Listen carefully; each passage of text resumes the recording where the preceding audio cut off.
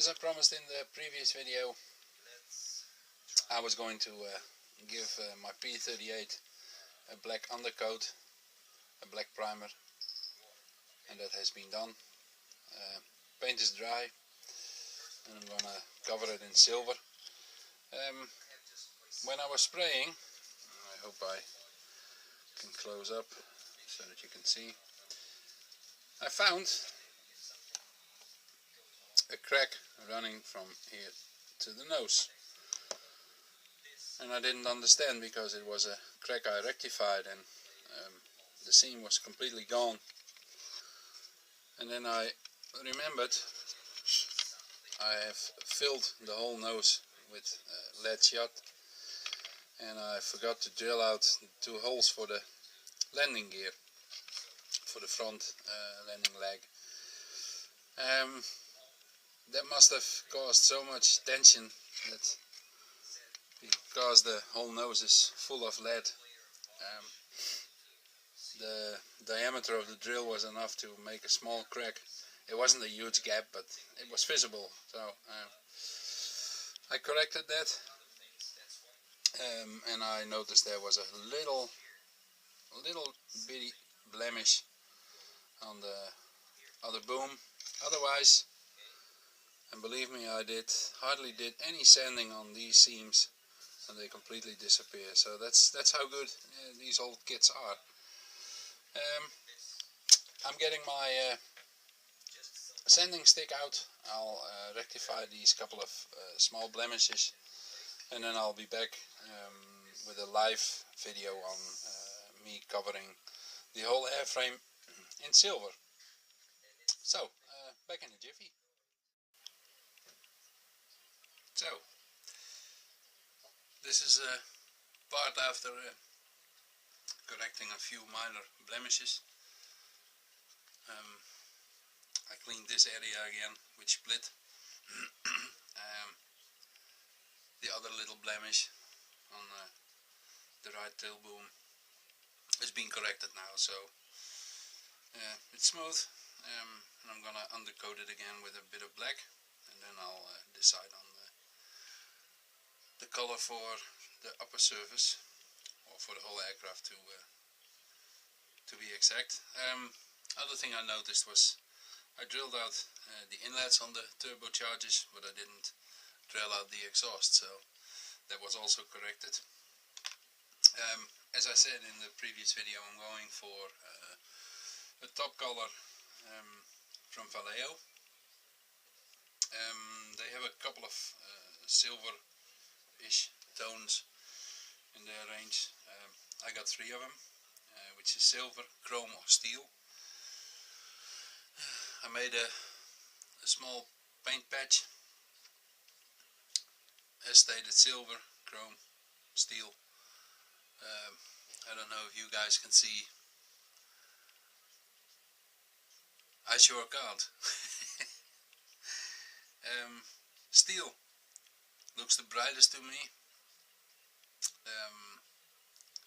Chrome and silver are, well, for my eyes they are almost identical, and it's the way the light catches it. Well, I haven't decided yet, so just figuring out what to do. So I'll first put on a little thin layer of the black to correct a few blemishes. The paint I'm using now, by the way, is just my regular paint, which is Regeling aqua color. I really do like those paints. They are easy. I decided on using these paints some time ago,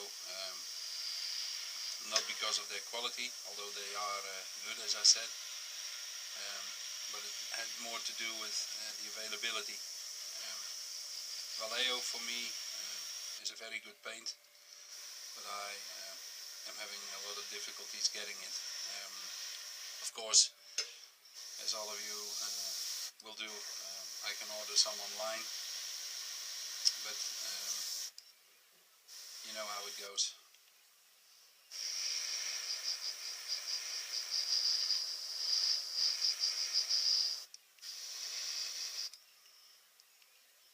You're always in need of one.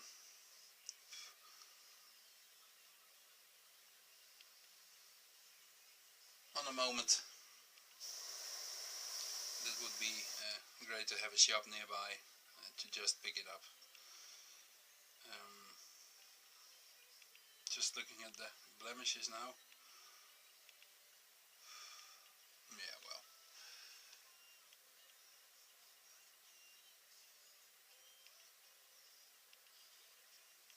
I think the nose one still needs a little help. So I'll check it again as soon as the paint dries. And otherwise I'll correct it. So, as you can see, it's completely black again. I'm going to give this a small drying period, and then I'll get cracking with the silver. I'll be back in a minute. Well, that's it. The aqua color dried quite quickly. That's one of the reasons I really like this stuff. As I said on the small paint chart I made, I can't decide on which color I'm going to use. So instead of waiting for my mind to change and change over again, I decided just to give it a go. I looked at the chart again and came to the conclusion that for me the steel looks the most convincing, so I'm gonna give it a try. As said, it is Vallejo. In this case it's a bottle with the number 71065 steel, or Federal Standard 37200, or in German the RLM 3. So gonna give it a try. Chris made from Chris and Alex Modeling. He asked me if I was going to do a live paint.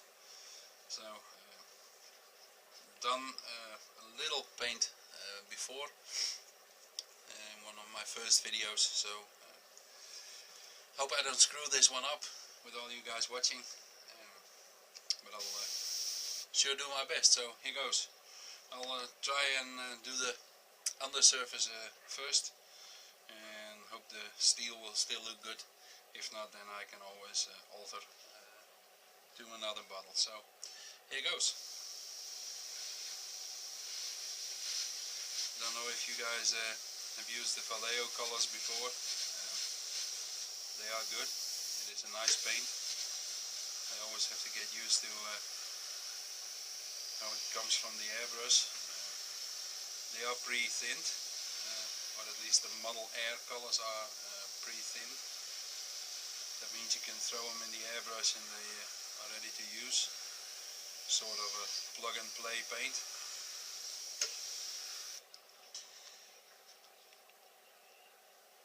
Well,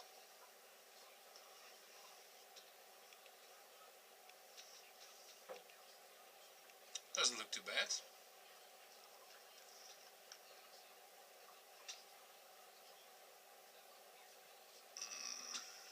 I think it looks a bit too dull, but none of the others are shinier than this one, so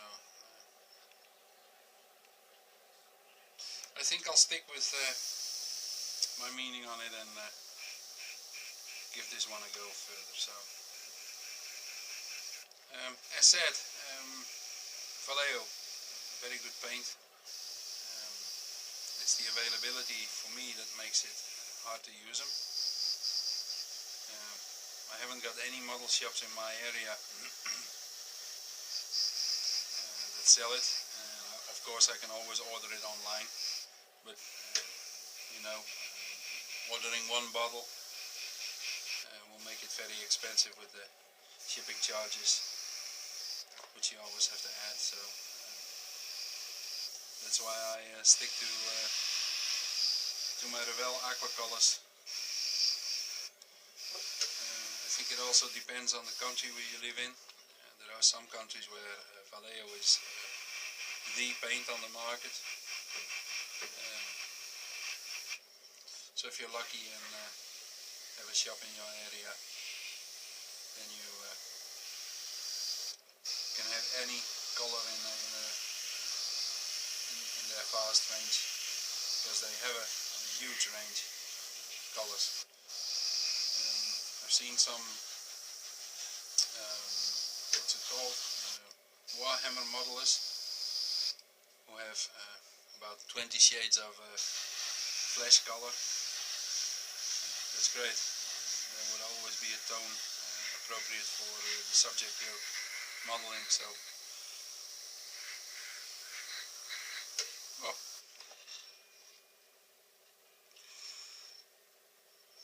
I think the tone on this silver is okay.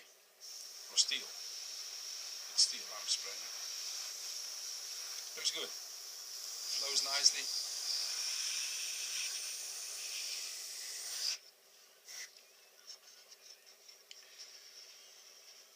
That's one half. Onto the next.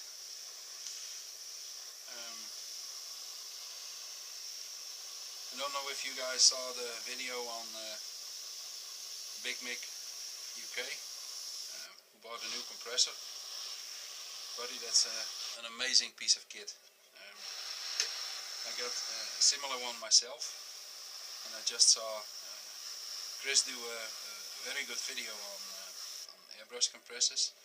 I saw Flip Flory from Flory Models do one as well, and looking at it in the UK, I think they're quite popular, the types of compressors you use, which are all piston compressor.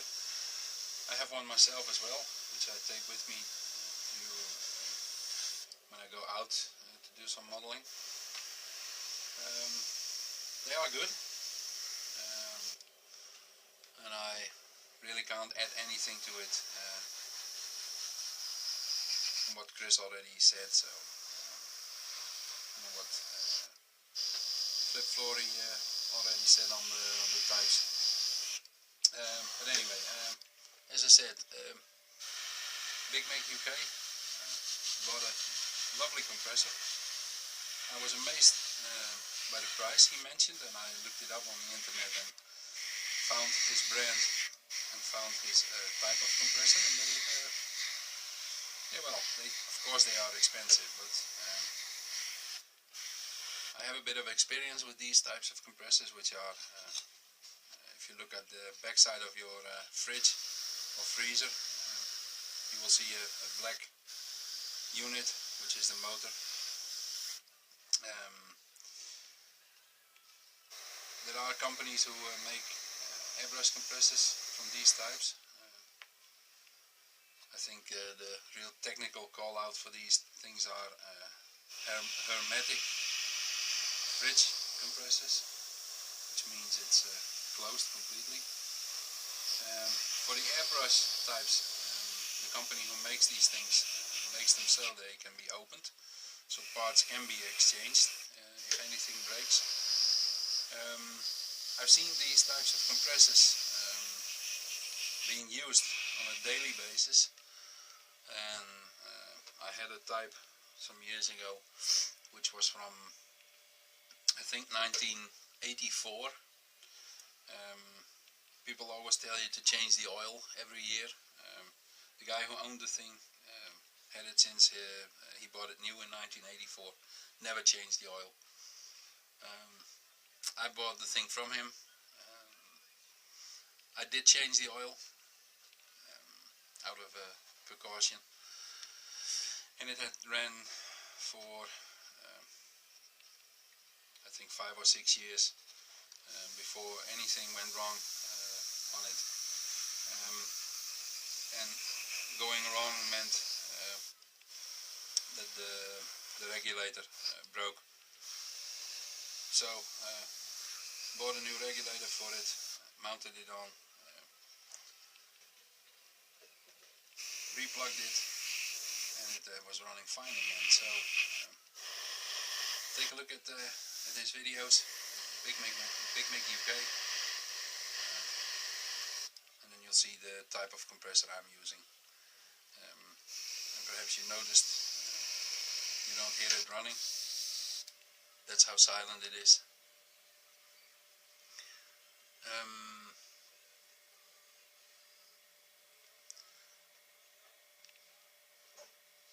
For the cleaning of my airbrushes, I use a cheap cleaner, and I put it in this type of bottles, handy, and it is an acrylic paint thinner, which is being sold as a cleaner for brushes, acrylic paint cleaner. So it works good, works very good, and it's yeah, well, it's cheap. I seldomly came across anything better, and by saying seldom I mean really seldom. I once saw you guys using new stuff, which is this, the Ultimate, and this one really is better. But again, the availability for me is the bottleneck again. I have to buy it online, so the other stuff I can get at a local builder's merchant. It's cheap, it's available, and it works, so I left it at that. I think the undersides are done, so flipping it around. Whoa. One of my supports snapped. I'll put it in the other way around. Vallejo also dries very quickly, and I like the shade of this color. It's good. It's nice. Coverage is good.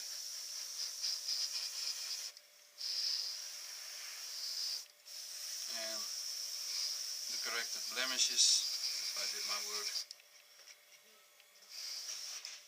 they really disappear. And they did. So, no problems there.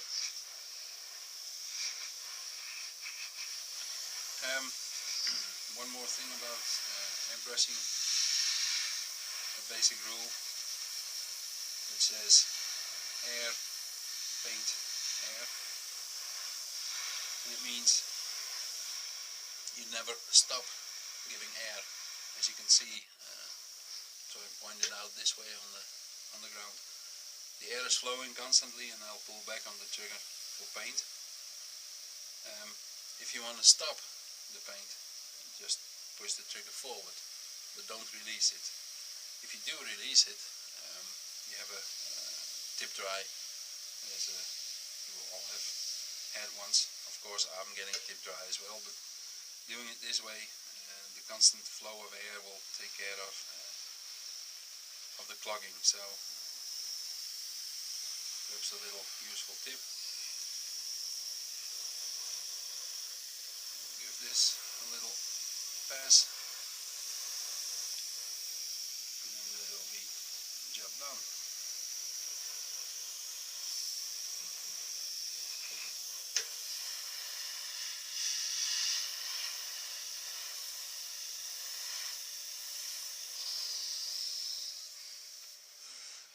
Have to add a couple of drops more.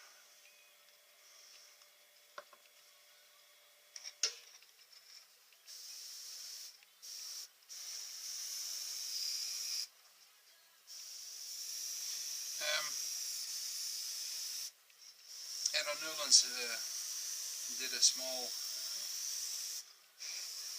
did a few words on the Alclad paint. I used Alclad once. I didn't like it, being so hyper thin. and being a paint that needs to be thinned with very harsh thinners, solvent-based thinners, I couldn't find my way with them. In the end, I knocked over the bottle, so the carpet soaked it up. I had a nice shiny silver spot in my carpet in my old man cave. Yeah, well, as soon as I discovered acrylic paints, I had to do some adjustments on my pressures, on my habits. But as soon as I found all the right ways on it, I never used anything else anymore. So, and I don't think I will ever go back to solvent-based paints again. Acrylics are good. I don't know about the durability of acrylics. If you handle a model more often than I do, as soon as my models are built, I think I dust them once or twice a year, but that's it. I think the solvent-based paints are harder wearing. So, anyways, this is done. Chris, mate, you made me do it. I hope I was in focus all the time. So. Have to mask these around these areas, so there will be anti-glare on it, on the front, on the nose as well, and on this side of course as well. A little anti-glare black on it. Give some attention to the superchargers, which need some discoloration, and of course the exhaust stains on the booms. Yeah, well, let me know what you guys think of this tone of silver. I hope you can see what the shine looks like. I'm quite pleased with it. So,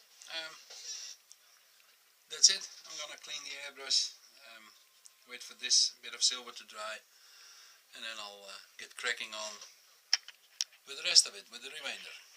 See you then. Bye bye.